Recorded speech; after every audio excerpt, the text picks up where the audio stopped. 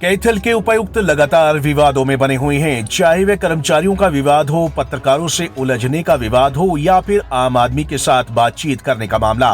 कैथल उपायुक्त हर वक्त विवादों में घिरे रहे हैं। इसी के चलते उनके रवैये से परेशान होकर उनके तबादले की मांग को लेकर अध्यापक संघ और आंगनवाड़ी कार्यकर्ताओं ने डीसी कार्यालय के बाहर इकट्ठा होकर जोरदार प्रदर्शन किया।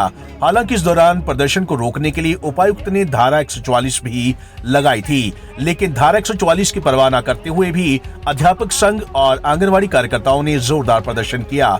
बता दें कि जुलाई 2021 में कुछ कॉलोनी वासी अपनी समस्या को लेकर रात के समय डीसी के निवास स्थान पर पहुंचे थे, लेकिन समाधान करने की बजाय उपायुक्त ने उल्टे ही उन लोगों पर मुकदमे दर्ज करवा दिए थे, जिनमें कुछ सरकारी अध्यापक, पत्रकार और अन्य व्यक्ति शामिल थे।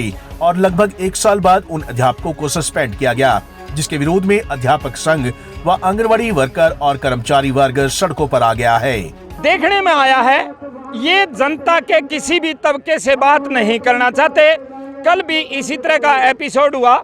कुछ लोग जब इनको ज्ञापन देना चाहते थे तो बजाय ये ज्ञापन दिए पिछले दरवाजे से निकल के चले गए। लेकिन जब पत्रकारों ने बातचीत करना चाहिए, इनसे सवाल पूछने चाहे, तो पत्रकारों को धमकाना शुरू कर दिया। पत्रकारों को ये धमकाते हैं, एफआईआर दर्ज उन पर करवाते हैं, कर्मचारियों को ये धमकाते हैं, यहाँ तक कि हमारे डीओ को मीटिंग के अंदर गालियाँ तक ये देते हैं। हमारे शिक्षा अधिकारियों को, हमारे मुख्य अध्यापकों को, प्रिंसिपलों को बुरी तरह से गालियां देते हैं। ये कहाँ का इंसाफ है? कहाँ के डीसी हैं ये है कि डीसी साहब ने जो कि यहाँ कैंप ऑफिस से जो एफआईआर दर्ज की वो रद्द हो और जो शिक्षक साथी वो बहाल हों। और डीसी साहब अगर ये काम नहीं करते तो उनका तबादला यहाँ से होना चाहिए। वो हमें बातचीत के लिए बुलाता तो हम बातचीत के लिए आते, बात करते।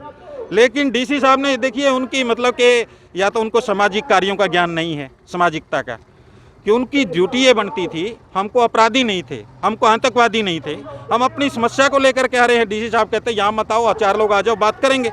बात करते तो हम उनके साथ बैठ कर के बात कर लेते। लेकिन डीसी साहब ने धारा 144 लगा करके, इसका मतलब उनके अंदर इंसानियत नहीं है, नैतिकता नहीं है, तानाशाही है उनके अंदर। ये उससे सिद्ध हो रहा है।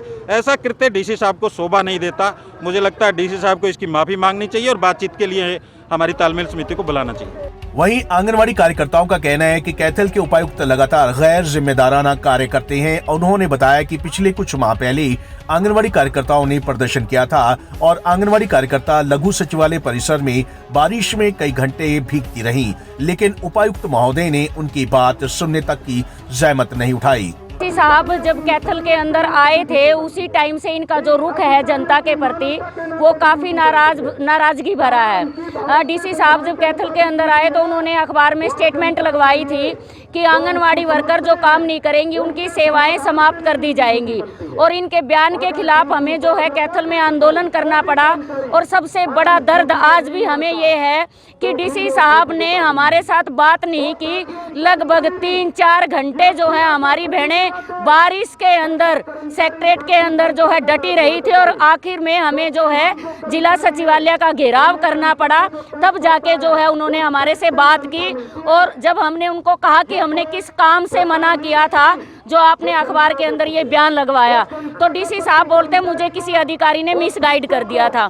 हम ये आज जो है अध्यापकों को भी, जो अध्यापक है 2 अध्यापकों को सस्पेंड किया गया है, एफआईआर दर्ज की गई है। हम ये कहना चाहते हैं उपायुक्त जिले का मुखिया है और मुखिया होने के नाते उनका एक दायित्व बनता है कि वो जनता से बैठ के बात करे।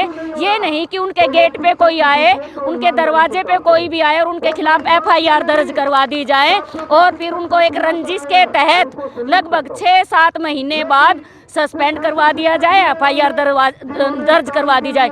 इसकी हम कड़े शब्दों में निंदा करते हैं। और आज जो है अध्यापकों के साथ आंगनवाड़ी वर्कर हेल्पर भी समर्थन में साथ आई और हम कहना चाहते हैं जिला उपायुक्त महोदय से कि बैठ के बातचीत करके इसका निपटारा किया जाना चाहिए। अध्यापक संघ के सदस्यों और आंगनवाड़ी वर्करों ने उपायुक्त से माफी मांगने और नैतिकता के आधार पर इस्तीफा देने की मांग की है।